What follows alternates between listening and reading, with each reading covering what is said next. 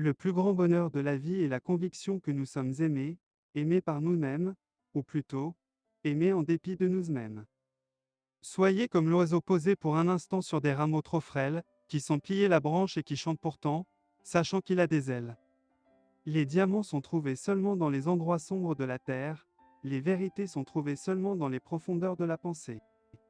Aucune grâce extérieure n'est complète si la beauté intérieure ne la vivifie, la beauté de l'âme se répand comme une lumière mystérieuse sur la beauté du corps. La République, comme l'entendent certaines gens, c'est la guerre de ceux qui n'ont ni un sou, ni une idée, ni une vertu, contre quiconque a l'une de ces trois choses. Les révolutions sont de magnifiques improvisatrices, un peu échevelées quelquefois, effrayantes charrues que celles des révolutions. Ce sont des têtes humaines qui roulent au tranchant du socle des deux côtés du sillon. Combien de malheureux, qui auraient pu mieux faire, se sont mis en tête d'écrire, parce qu'en fermant un beau livre, il s'était dit, j'y en pourrais faire autant. Et cette réflexion-là ne prouvait rien, sinon que l'ouvrage était inimitable, en littérature comme en morale, plus une chose est belle plus elle semble facile. La pensée échappe toujours à qui tente de l'étouffer, elle se fait insaisissable à la compression, elle se réfugie d'une forme dans l'autre, le flambeau rayonne, si on l'éteint, si on l'engloutit dans les ténèbres, le flambeau devient une voix, et l'on ne fait pas la nuit sur la parole, si l'on met un bâillon à la bouche qui parle, la parole se change en lumière et l'on ne bâillonne pas la lumière. Ces deux forces qui sont les deux moteurs, croire et aimer. Quelle grande chose, être aimé. Quelle chose plus grande encore, aimer. Là où il y a vraiment mariage, c'est-à-dire où il y a amour, l'idéal s'en mêle. L'amour est un enfant de 6000 ans, l'amour a droit à une longue barbe blanche. Propos de table et propos d'amour, les uns sont aussi insaisissables que les autres. Chacune de nos passions, même l'amour, a un estomac qu'il ne faut pas trop remplir. Faire des compliments à celle qu'on aime est la première façon de faire des caresses.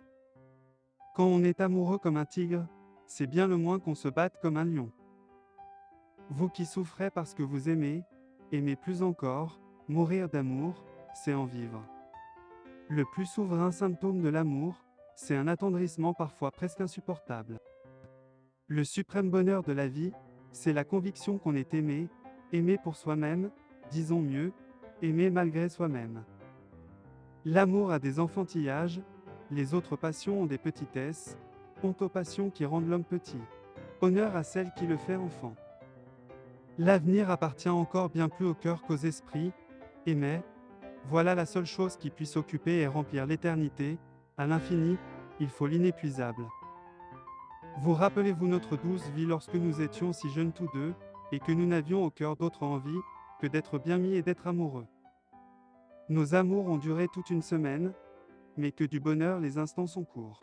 S'adorer 8 jours, c'était bien la peine, le temps des amours devrait durer toujours. J'ai rencontré dans la rue un jeune homme très pauvre qui aimait, son chapeau était vieux, son habit était usé, il avait les coudes troués, l'eau passait à travers ses souliers, et les astres à travers son âme. Quand l'amour a fondu et met les deux êtres dans une unité angélique et sacrée, le secret de la vie est trouvé pour eux, ils ne sont plus que les deux termes d'une même destinée, ils ne sont plus que les deux ailes d'un même esprit, aimer, planer.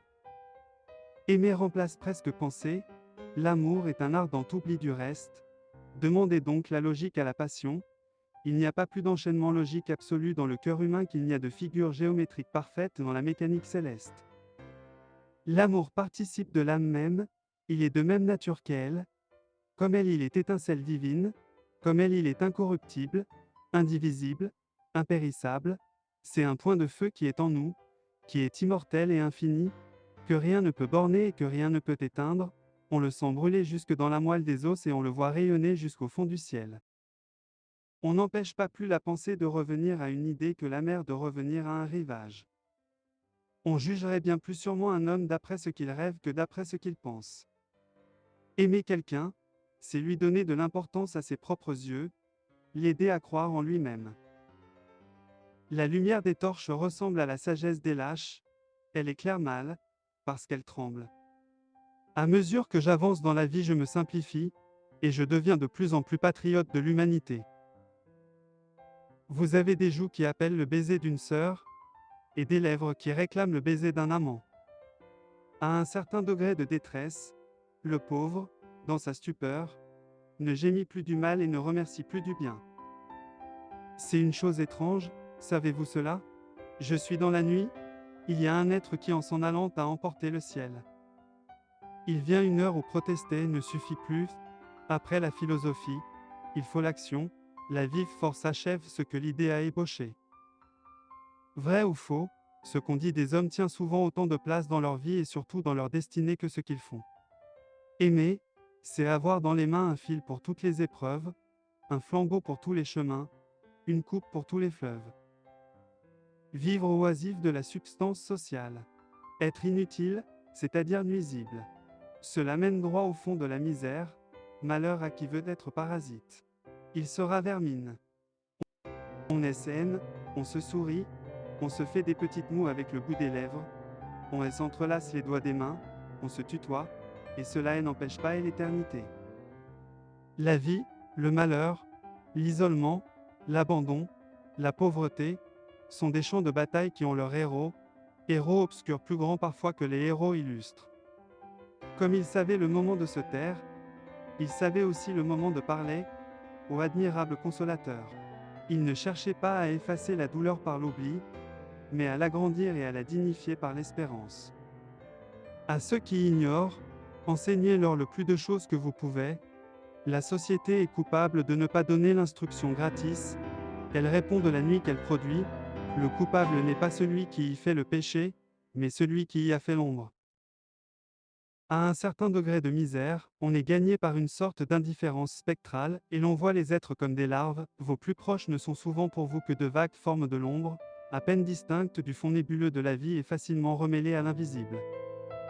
En attendant, étudions les choses qui ne sont plus, il est nécessaire de les connaître, ne fût-ce que pour les éviter, les contrefaçons du passé prennent de faux noms et s'appellent volontiers l'avenir, ce revenant, le passé, est sujet à falsifier son passeport. Mettons-nous au fait du piège, défions à nous le passé a un visage, la superstition, et un masque, l'hypocrisie, dénonçons le visage et arrachons le masque. N'oubliez pas de vous abonner à ma chaîne YouTube pour ne manquer aucune de mes nouvelles vidéos.